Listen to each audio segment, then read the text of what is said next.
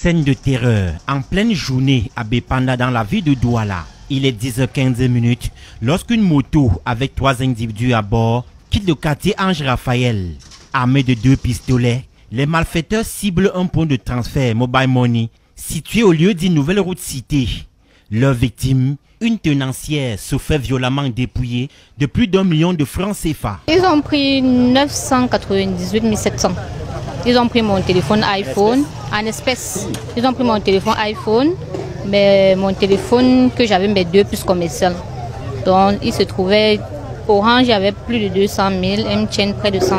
En effet, c'est la même personne, le même chef de gang, je l'ai remarqué. C'est la même personne qui nous a braqué en notre structure en Dogbon en 2023, en mars 2023. Il a été interpellé par la police. La fuite des braqueurs sème la panique dans plusieurs quartiers. Fungoudjon Omnisport, Carrefour 9 morts. À chaque carrefour, des tirs en l'air, des passants traumatisés et des conducteurs de moto-taxi forcés de céder le passage. Un groupe de braqueurs sur une moto armés jusqu'aux dents. Ils ont terrorisé le Fungoudjon Omnisport. La population même n'a pas pu le maîtriser parce qu'ils avaient la gâchette facile. Ces gars manipulaient de l'arme comme on voit à la télé. Moi je vous dis, ils ont fait peur à tout le quartier. Ils ont fait des allers-retours puisqu'ils ont cherché même un moyen de fuir. Ils sont arrivés jusqu'au Carrefour Omnisport. Il y a un mercenaire qui a essayé de leur faucher. Ils ont sorti l'arme. Ils ont repris notre moto. Ils sont revenus encore au Fungoudjon Omnisport. Ils ont pris la route du drain et ils sont partis. C'est à Bépanda Bonabo que leur course folle s'arrête grâce à la bravoure des éléments de la brigade de gendarmerie de Bépanda et à la mobilisation des motos-taximens. La moto des braqueurs est immobilisée et réduite en cendres. Les armes sont saisies, les 3 suspects neutralisés. Les gars ont abandonné la moto à Bonabo. Ils sont partis dans les quartiers. Hein? Ils ont tiré sur quelqu'un là-bas. Raison pour laquelle ils ont abandonné la moto et la population a brûlé la moto.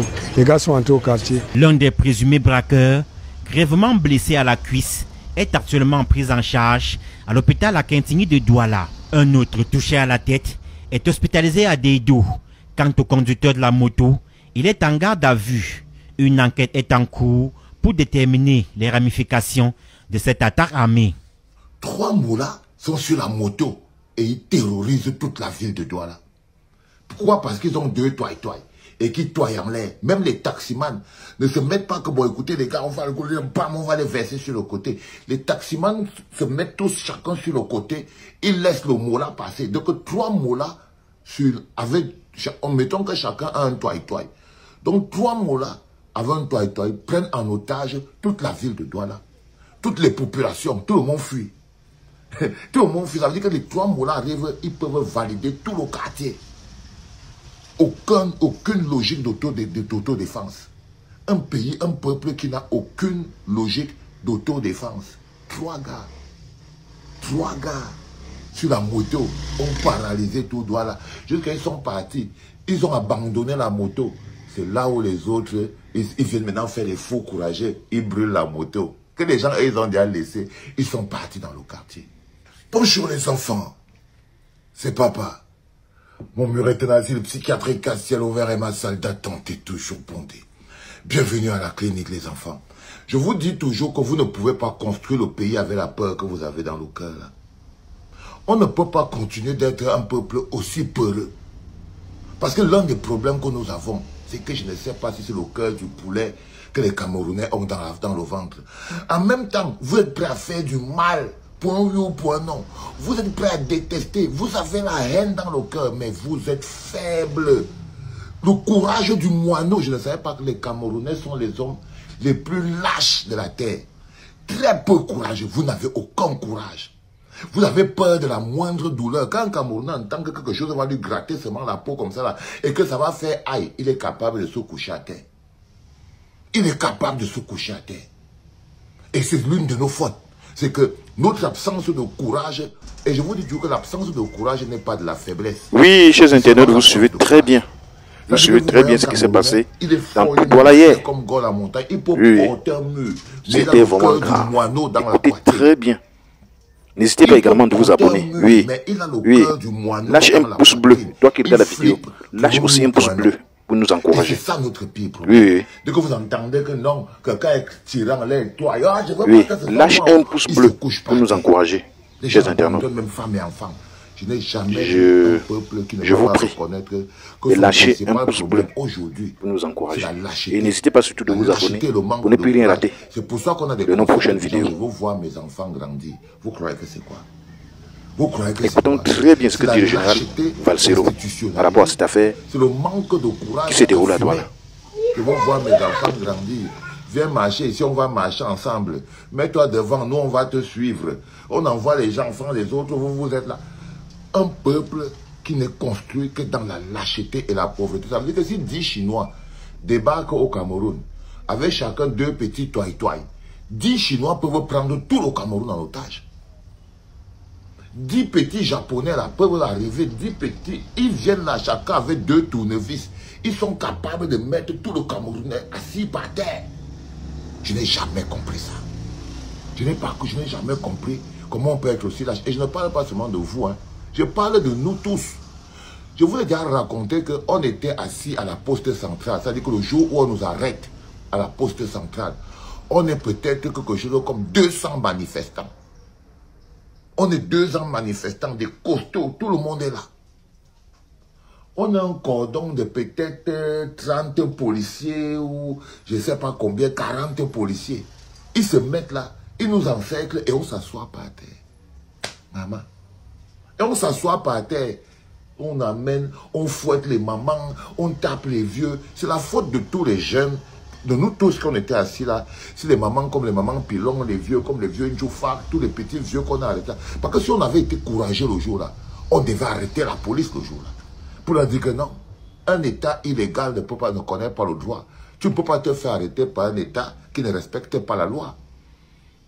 Tu ne peux pas te faire torturer, te faire piétiner par un État qui ne respecte pas la loi. Mais on était là, assis par terre. Pourquoi? Pourquoi? Parce qu'on avait peut-être peur de prendre un coup de pied de la police ou de prendre un toit. Même les gens ne marchaient pas. Il était là. On a mis le toit au pied, il est tombé par terre. Donc même ce que tu penses vouloir fuir, tu fuis. Et je mets le doigt sur cette logique pour que vous compreniez que ce qui nous attend en 2005 va demander pas seulement la force, mais aussi le courage. Le courage de se battre pour son pays. Le courage de lutter pour son pays. La seule chose que vous n'avez pas intégrée et que nous n'avons pas intégré, nous, Camerounais, c'est que le pays là, c'est la seule chose qu'on a. Et ce pays là, il est à nous. La chance, c'est qu'il est magnifique. Mais les gens l'ont transformé en un no man's land où on a l'impression que vaut mieux nager pour aller en Côte d'Ivoire. J'ai vu un bonhomme qui était militaire au Cameroun. Il est parti à Dubaï. Maintenant, il vend l'eau en Côte d'Ivoire. Il était militaire au Cameroun. Il a démissionné, que c'est compliqué. Il en a marre d'aller faire le sale à ses frères dans le nozo. Qu'il ne comprend pas. Qu'on prend les enfants dans l'armée, ce sont des fils de pauvres qu'on envoie toujours en zone de guerre pour aller faire de sale à leurs frères dans le nozo. Il dit qu'il n'est pas plus. Il bosa, il part à Dubaï. Il arrive là-bas, il se rend compte qu'il vend l'eau. Il a fait des milliards de kilomètres pour aller encore vendre, laver les voitures. Menaçant encore d'être corrompu, il dégage encore de là. Maintenant, il vend l'eau en Côte d'Ivoire. Alors qu'on a un pays magnifique. Les Camerounais partent à souffrir dans les histoires de Thaïlande, dans les histoires de Sri Lanka, on les enferme au Yémen. Ils se retrouvent en train d'être chassés comme des malpropres en Guinée équatoriale, traités comme des misérables au Gabon. Pourquoi? Parce que vous n'avez pas la possibilité, vous n'avez pas le courage de vous asseoir pour vous reprendre votre pays qui est meilleur plus que la Côte d'Ivoire, qui est meilleur plus que le Gabon, qui est meilleur que la Guinée équatoriale. Ces pays-là, le Cameroun nourrit tous ces gens. Là où on part à nous insulter partout, là, dans tous les pays où on part à nous chasser comme des malpropres, là, c'est parce que ces pays ne valent pas le Cameroun. Il est temps qu'on apprenne, qu'on souffre. On a besoin de souffrir, de suer et de saigner pour ce pays, pour qu'il devienne le paradis qu'on a. Donc, continuez de croire que la peur d'un coup de poing, la peur d'un coup de pied, la lâcheté profonde qui anime les eaux du Cameroun. Vous dites que vous êtes courageux. Vous êtes fort, mais vous n'êtes pas courageux. Et vous voyez par exemple Francis Ngannou. Il est fort physiquement. C'est même l'homme le plus fort du monde. Mais il n'est pas courageux.